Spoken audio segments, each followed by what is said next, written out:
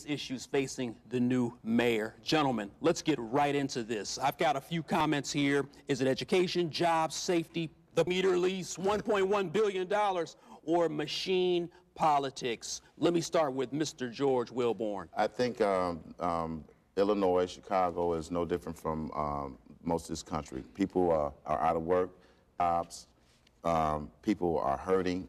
You know, they're trying to find ways to make ends meet. They're trying to find ways to say, okay, you know what, I got one person in the family that's working, and this person has lost a job, they've been laid off, and seems to want to hire them. Now, that's not always the case. Sometimes we have to look at ourselves in the mirror and say, how hard am I doing, and how much am I doing to make sure that I'm qualified and I'm getting into the workplace. But this next mayor have to deal with the situation of the lack of jobs. You have people around here saying, I want to work. You have very educated people that's got degrees on the wall, and they're still, you know, shopping at the dollar store. That's a good point. Dan, biggest issue in Chicago. Well, I mean, I think the biggest long-term issue is education. You have to get K through 12 right, or you're not going to produce generations of people that are innovators, that are self-sustaining, that have the skills necessary to compete in the global economy. But the biggest short-term issue is the budget. This is a city precipice of bankruptcy. And so the next mayor's real challenge is, will he take on he or she take on the public sector unions? Will he restructure and rethink city government? Because you cannot afford a 36,000 employee, $6 billion government anymore. And like the United States, like the state of Illinois, the city of Chicago is spending more than it takes in. Eventually, that's not sustainable. The public sector unions. Let's go to phone calls, gentlemen. I've got Bob on line 4. Bob, how are you this evening? What's your comment? Hi, Bob.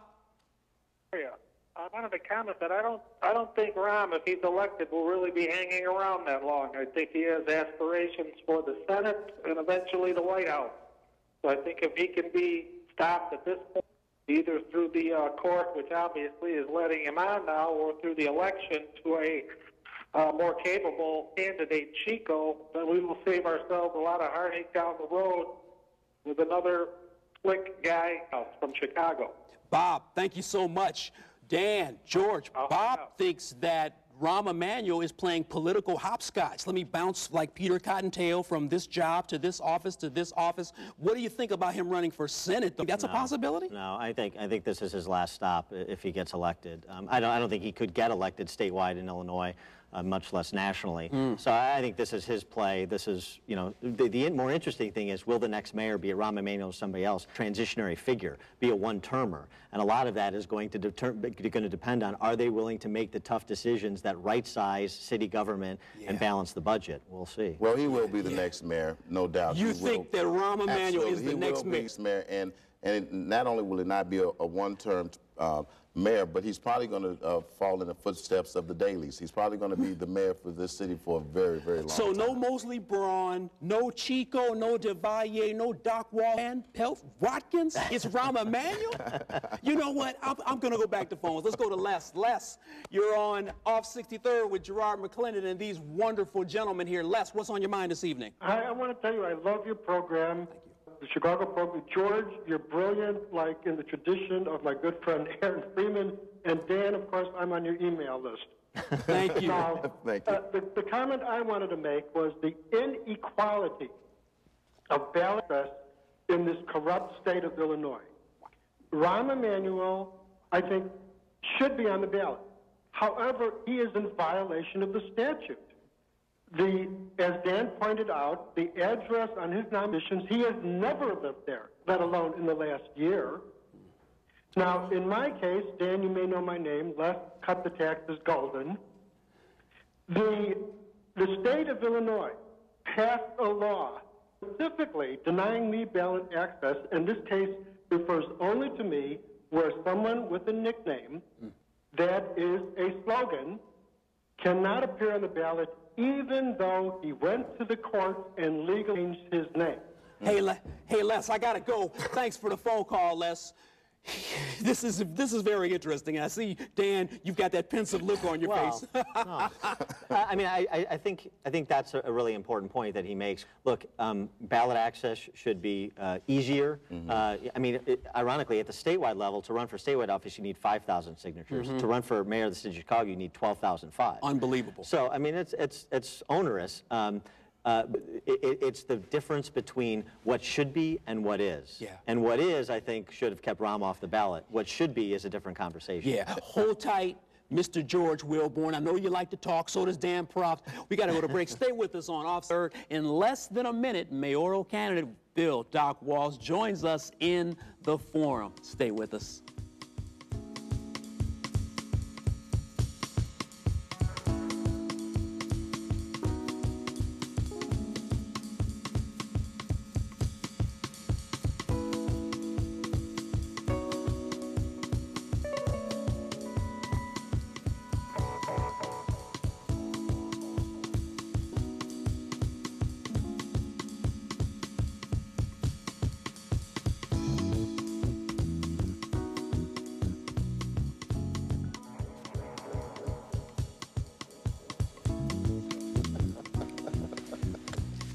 He's a mayoral candidate, grassroots organizer, and was a highly instrumental operative in the election of Mayor Harold Washington. Joining us in the forum is candidate for mayor Bill Doc Walsh. Doc Walsh, welcome to Off 63rd. Thanks for coming. You know, the main question to ask you, why is Bill Doc Walsh running for mayor? Talk to me, Doc. Because I'm the only candidate. Real solutions to the problems that we face in the city of Chicago. That's a nice cliche, but give me something very specific. Give me one thing that's specific. For example, the city of Chicago hasn't had an industry to call its own since the demise of the stockyards. We were the hog butcher of the world.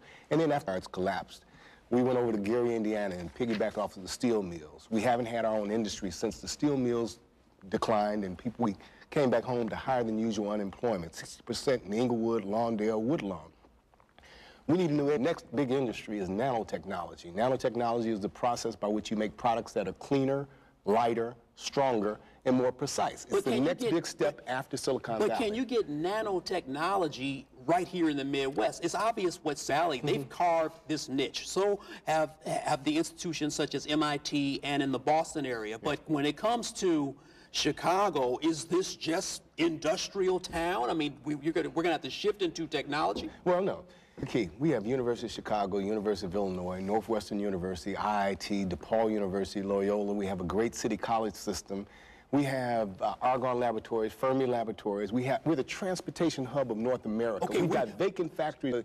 Nanotechnology is where the silicon chips meets manufacturing. It's the process of building from the bottom up and not the top down. So this is ideally situated. Okay, so you claim to be the only candidate out there in the wilderness, and I'm going to sick these two on you. So get ready, Doc. I want to shift gears because I'm in agreement with you thus far. All right, but let's talk about the polling. 1%, 1 to 2%. Doc Walsh is getting in the polls.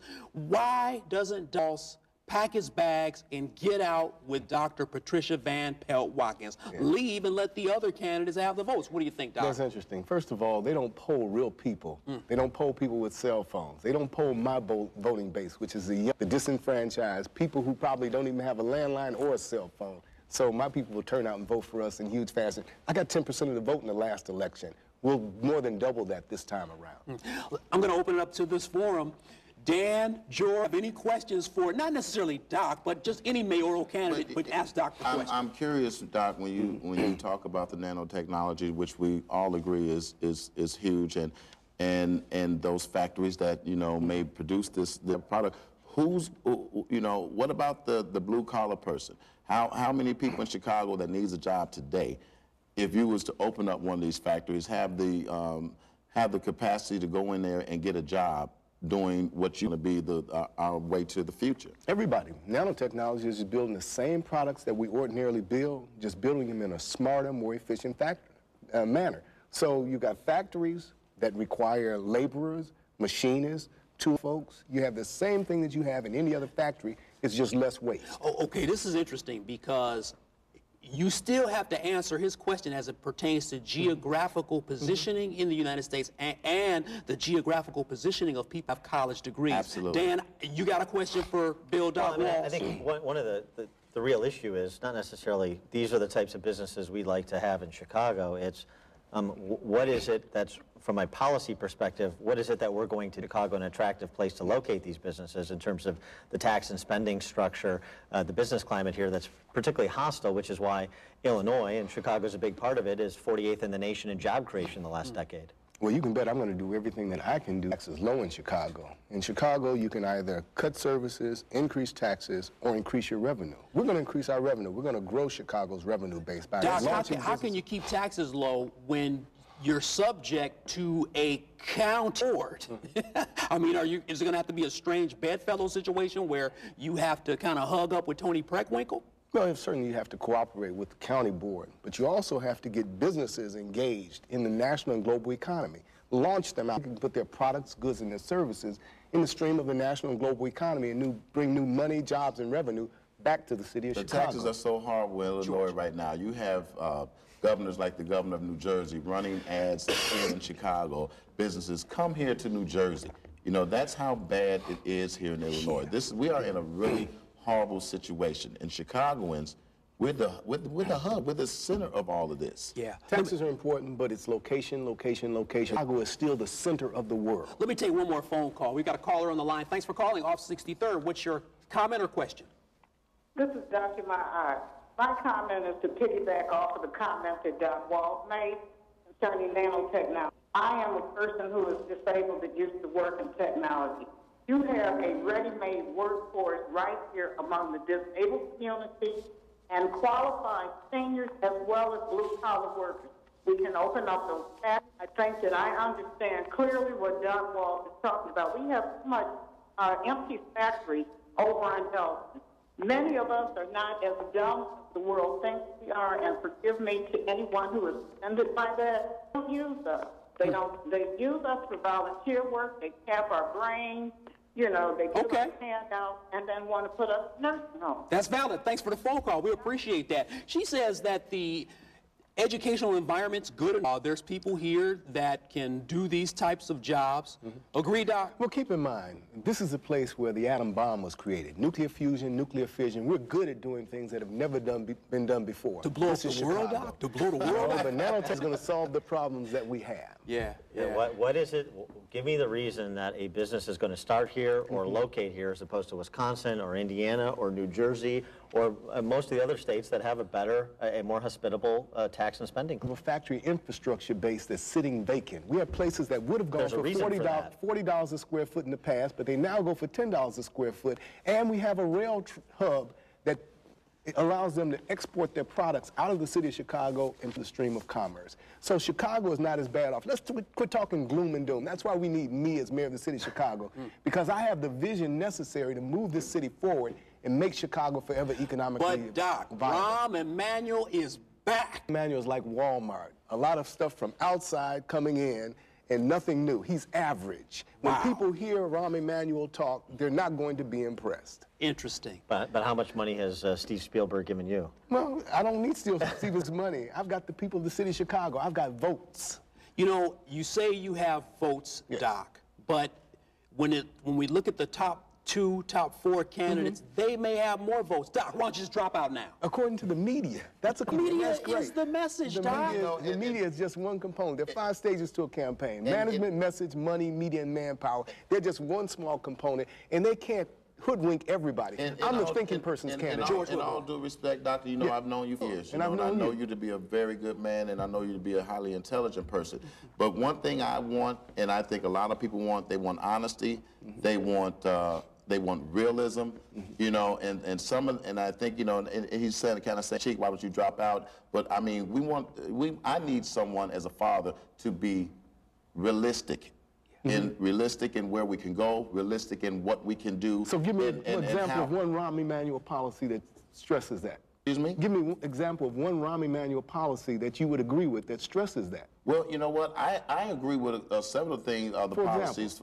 For example, the policies that he wants to implement as far as cleaning up the crime in Chicago. He's the only one that has a policy to clean up crime. You asked me to name one. I'm giving you one. And Doc, we can see his policy on TV and commercials. Or go because online, they got or money. go online, and he's got every one of the Empty policies. promises. Yeah, But yeah. when His you promises ask, of when you spending ask more me money. to I can give you one, I can give you two, I can give you three. You know what, because he- gentlemen? We're running out of time. No, check this out. I need it quickly. I need George Wilborn. Who's the next mayor of Chicago? Rahm Emanuel will be the next mayor of Chicago. Dan Proft, next mayor of Chicago? Well, there's what I hope happens, and there's what I think will happen. What do you think will happen? Probably Rahm.